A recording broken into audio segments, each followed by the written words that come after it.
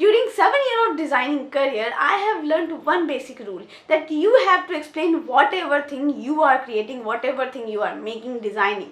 So basically, अगर आप एक पेन भी बना रहे हो ना, उसमें आप कोई नया फंक्शन डाल रहे हो, you have to explain it. अगर आप कोई गारमेंट बना रहे हो, उसमें आप कोई नया टेक्निक, कोई नया फंक्शन डाल रहे हो, तो you have to explain it. So इसी का शुरुआत हो जाता है गाइस हमारे सिचुएशन टेस्ट में। एंड आज मैं आपको बताने वाली हूँ किस तरह से उसको आप इस तरह से एक्सप्लेन कर सकते हो कि आपके मार्क्स को वो इम्पैक्ट करे। तो बेसिकली होता क्या ना गाइस कि जब भी हम लोग कुछ बनाते हैं, कोई भी चीज़ अगर आप बना रहे हो, अगर उसको आपने अच्छे से एक्सप्लेन नहीं किया है तो सामने वाला उसको समझ नहीं पाएगा, और जब तक सामने वाला उसको समझ नहीं पाएगा वो आपको मार्किंग कैसे करेगा। तो बेसिकली पहला चीज़ आपको प्रोडक्ट अच्छा बनाना है एंड उसके बाद आपको उसको अच्छे से एक्सप्लेन करना है और उसका राइटअप अच्छे से बनाना है। तो आज का पूरा वीडियो हमारा उसी पे डेडिकेटेड है। तो मैं आज आपको वो स्टेप बाय स्टेप बताने वाली हूँ किस तरह से आपको शुरुआत करनी है, क्या क्या लिखना है एंड किस फॉर्मेट में लिखना है। बेसिकली हर वो चीज़ आपको पता चल जाएगी। तो बिना किसी देर के चलो शुरू करते हैं।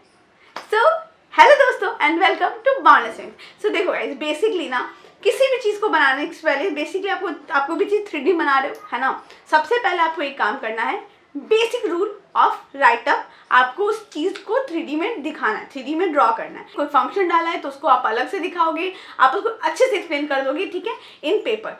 एंड उसके बाद आता है गाइस, जो भी पेपर आपको मिला हुआ है जिसमें आप राइटअप करोगे उसमें आप अपना नाम लिखोगे, आपको सब कुछ मेंशन करना है, ठीक है, जो भी चीज़ उसमें लिखी हुई होंगी। एंड उसके बाद आप स्टार्ट करोगे लाइक दिस। जैसे मैंने अपने सिचुएशन टेस्ट में सालों पहले एक गेम डिज़ाइन किया था, that was googly your goal, उसका मैंने नाम रखा था। तो आपको भी अपने प्रोडक्ट का, अपने गेम का, अपने मोमेंटम का एक नाम देना है। जो भी चीज़ आप बना रहे हो उसका एक छोटा सा प्यारा सा नाम दो, ताकि या फिर उसका ब्रांड बनाओ ताकि जो भी रिलेटेड उसको वो नाम से आइडेंटिफाई कर सके, ठीक है। और वो बहुत ही ज़्यादा लगता है कि हाँ बंदे ने या स्टूडेंट ने बहुत थॉट दिया है उस चीज़ के पीछे। सो नाम देने के लिए सबसे पहले आपको लिखना है नेम ऑफ द प्रोडक्ट, ठीक है, वो क्या है एंड वो प्रोडक्ट क्या है, मतलब वो गेम है, मोमेंटम है, वो ज्वेलरी है, वो क्या है, that product is like what is that product, ठीक है। Name of the product, product identification and उसके बाद आते हैं प्रोडक्ट क्लाइंटेल।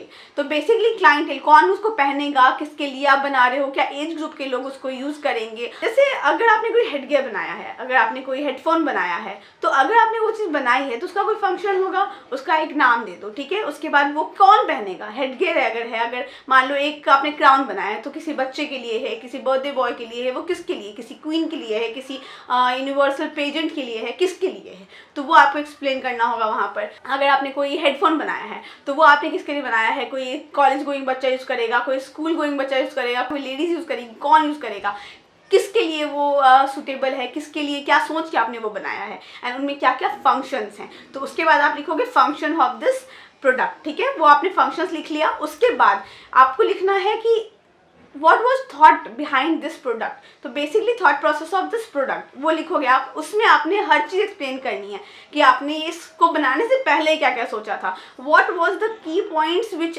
you thought। मतलब जैसे अगर मान लो मैंने एक हेडगियर बनाया, ठीक है, तो मैंने क्या सोचा, वो बर्थडे बॉय का है, वो किस तरह का बच्चा है, वो क्या गैजेट बहुत पसंद करता है, क्या वो एलियंस बहुत पसंद करता है, क्या वो एडवेंचर बहुत पसंद करता है, वो मेरे माइंड में चल रहा था। तो वो चीज़ सोच करके मैंने वो बनाया है प्रोडक्ट, ठीक है। तो वो आप लिखोगे, ठीक है। उसके बाद आप उसके की से रिलेटेड कीवर्ड्स लिखोगे कि क्या क्या चीज़ें आपके माइंड में चल रही थी, क्या क्या आपने सोचा, वो टफ होना चाहिए, वो उसमें कार्टून कैरेक्टर किस तरह के होंगे, उसमें प्रोडक्ट क्या क्या होगा। अगर आपने वहीं पे कोई फ़ोन बनाया है या फिर कोई अगर आपने कोई गेम डिज़ाइन किया है तो आप सोचोगे कि ये गेम किसके लिए था, क्या सोचा था, वो ईजी होना चाहिए, वो बच्चे के समझ में आना चाहिए, उससे लर्निंग होनी चाहिए, what was your thought process, वो लिखोगे आप। एंड इसके बाद आते हैं हमारे नेक्स्ट पॉइंट पे, जिसमें आप एक्सप्लेन करोगे कि आपने इस प्रोडक्ट में जो भी प्रोडक्ट आपने बनाया है उसमें आपने डिटेलिंग क्या क्या डाली है। तो बेसिकली डिटेलिंग के लिए ना हम लोग बहुत ही ज़्यादा इंपॉर्टेंट चीज़ों का ध्यान देते हैं। जैसे उसकी एक एक बटन्स अगर हमने बनाए हैं तो वो बटन क्या फंक्शन करता है उसको आप एक्सप्लेन करोगे। अगर आप चाहते हो तो आप रेफर कर सकते हो उस एक ड्राइंग के लिए, जिस ड्राइंग को आपने बनाया है इन 3D,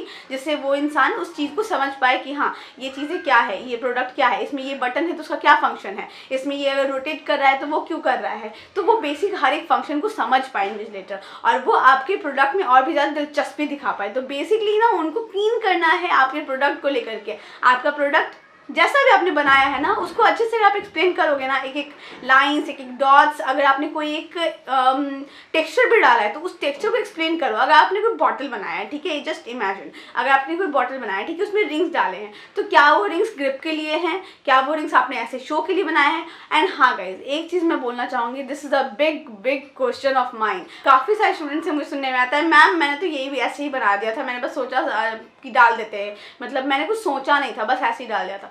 तो गाइज ऐसे ही कुछ नहीं होता है, तो हर चीज़ के पीछे का कोई ना कोई रीज़न होना चाहिए। अगर आपने एक थर्माकोल बॉल भी डाला है वहाँ पर, तो वाई, क्यों डाला है, उसके पीछे का कुछ कारण होना चाहिए। तो गाइज ये सारे कारण आपको ढूंढने पड़ेंगे, उसके लिए आपको प्रैक्टिस करनी पड़ेगी, ठीक है। लेकिन 4 ही दिन है, कैसे करोगे प्रैक्टिस? 3-4 दिन में प्रैक्टिस करना बहुत मुश्किल चीज़ है। तो गाइज अब अपनी थॉट प्रोसेस पे ध्यान देना स्टार्ट करो, अब अपनी थॉट प्रोसेस पे सोचना स्टार्ट करो कि इस प्रोडक्ट को आप कहाँ कहाँ यूज़ करोगे, किस किस जगह पे यूज़ करोगे, क्या क्या टेक्सचर्स आएंगे, क्या क्या शेप्स आएंगे, ये सब चीज़ें अभी सोचना स्टार्ट करो, उसको ड्रॉ करना स्टार्ट करो। ये सब बहुत बेसिक चीज़ें हैं, अगर आपने इसको नहीं समझा है अभी तक तो आपको समझना पड़ेगा। 100-150 वर्ड्स आपको अच्छे से समझ के लिखना पड़ेगा उसको, ताकि आपका पॉइंट, आपका हर एक पॉइंट इन्विजिलेटर समझ पाए। And yes guys, everything should be on point. आपको कुछ भी ऐसे रैंडमली राम कहानी नहीं करनी है, आपको हर चीज़ पॉइंटर्स में डालना है। एक लाइन लिखो, पॉइंटर डालो आगे, फिर एक लाइन, फिर एक लाइन। और अगर आपने उस पॉइंटर को नंबर वाइज भी किया है तो भी बहुत बढ़िया बात है, क्योंकि ना उससे इन्विजिलेटर समझता है कि इस बच्चे ने बहुत अच्छे से हर एक पॉइंट को समझ के बनाया है। लेकिन कुछ भी राइट अप नहीं लिखना है प्रोडक्ट के ऊपर, अपने प्रोडक्ट के आजू बाजू नहीं, आपको बस वो जो पेपर मिलेगा जिसमें आप एक्सप्लेन करोगे उसी में लिखना है जो भी लिखना है, ठीक है गाइस। तो पेंसिल और पेन और मार्कर और स्केच पेन कुछ भी अलाउड नहीं है on your 3D product. One important note for all of you, जब हम कहते हैं ना कि हाँ ड्राइंग करनी है या फिर बनाना है या ये सब चीज़ों की बात करते हैं ना, तो वहाँ पर आपको ध्यान देना होगा कि आपकी ड्राइंग क्लीन होनी चाहिए, आपका स्टेबल जब आप बना रहे हो तो क्लीन होना चाहिए, आपका प्रोडक्ट जो है उसके नीचे आप ये पेपर रखोगे जिसमें आपने सब चीज़ें एक्सप्लेन करी हैं, ठीक है। ये इधर उधर नहीं पड़ी होनी चाहिए ताकि उसको ढूंढ ही ना पाए कोई उसको। तो सारा वेस्ट मटेरियल एक साइड, उसके बाद आता है आपका 3D प्रोडक्ट जो आपने बनाया है, जो आपने डिज़ाइन किया है, उसके बाद आता है आपका गाइस पेपर जिसमें आपने लिखा है, एक्सप्लेन किया है। गाइस बहुत सफाई के साथ काम करो, जितनी सफाई के साथ काम करोगे उतना अच्छा नंबर आएगा। तो ये सब basic rule of explaining your work है, इन सब चीज़ों को समझो, एक्सप्लेन करो। And yes guys, every colour should be explained, every point should be explain. कहीं पर अगर आपने ग्लास बनाया है तो उस ग्लास को भी एक्सप्लेन करो कि यहाँ पर ये ग्लास का रिप्रेजेंटेशन यहाँ पर मैंने खाली रखा है क्योंकि मैंने यहाँ पे ग्लास सोचा हुआ है। एंड अगर आप वहाँ पर सोच रहे हो कि कोई मैकेनिज्म डाला है तो उस मैकेनिज्म को अच्छे से एक्सप्लेन करो कि वो मैकेनिज्म क्यों डाला है, वो अगर किसी प्रोडक्ट में बनेगा, अगर किसी भी शेप में बनेगा तो वो कितना बड़ा शेप होगा। जब भी हम कोई प्रोडक्ट बना रहे होते हैं ना तो हम उसको 3D में तो बना लेते हैं, लेकिन एक चीज़ का हम ध्यान नहीं देते हैं कि वो अपने एक्चुअल साइज से कितना बड़ा है, कितना छोटा बनाया है हमने।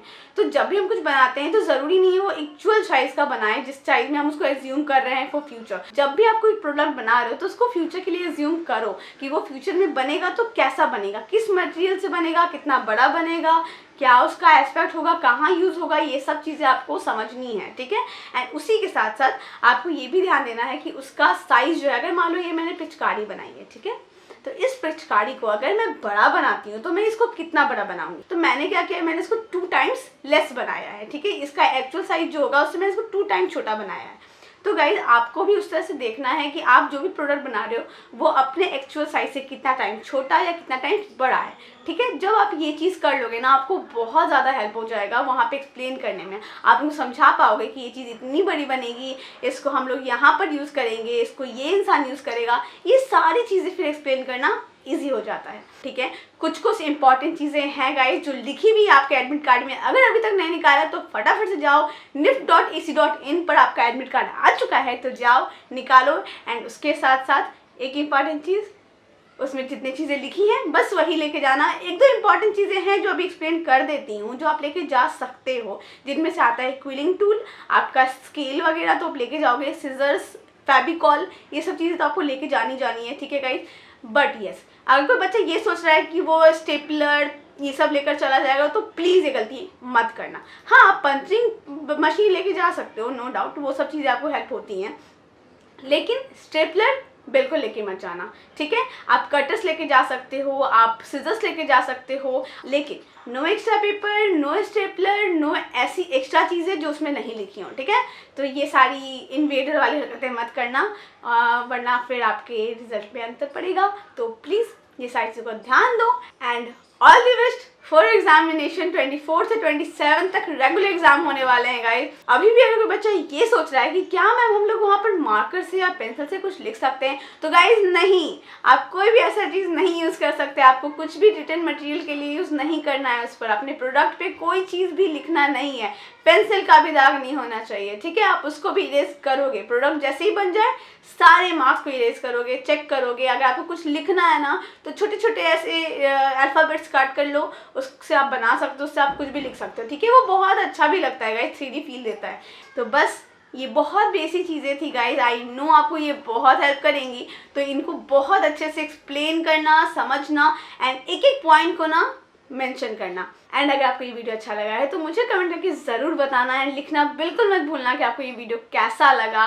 एंड अगर आपका कोई भी दोस्त, कोई भी कलीग, कोई भी फ्रेंड आपका अगर एग्ज़ाम दे रहा है निफ्ट का, तो गाइस उनके साथ ये वीडियो ज़रूर शेयर करना, ठीक है। अपने कोचिंग में जाओ, शेयर करो इस वीडियो को। एंड यस गाइस, एक इम्पॉर्टेंट चीज़, अगर अच्छा लगा है वीडियो, आई होप अच्छा लगा ही होगा, तो गाइस सब्सक्राइब करना बिल्कुल भी मत भूलना। फटाफट से जाओ सब्सक्राइब करो। एंड यस गाइस, मिलते हैं जल्दी। Thank you so much to watch this video and काम करते हो यार, 2 दिन 4 दिन है बस एग्जाम में, बहुत कम टाइम है गाइस। अच्छे से प्रिपरेशन करके जाना, फोकस के साथ काम करना, 2 घंटा बैठो ना बैठो, पानी अपने साथ कैरी ज़रूर करना, क्योंकि पानी पीते रहना। और हाँ, उस पानी को अपने पेपर पे स्पिल मत करना, बस बेसिक थोड़ी प्रिकॉशंस के साथ साथ काम करते रहना। बैंडेज लेके जाना बिल्कुल भी मत भूलना, बहुत बेसिक चीज़ है एंड हम लोग ध्यान नहीं देते हैं। उसके बाद कट्स वट्स लगते हैं हाथ में तो फिर पूरा काम स्पॉइल हो जाता है, हमारा मूड स्पॉइल हो जाता है। तो बेसिक सी ये सब चीज़ें करते रहना,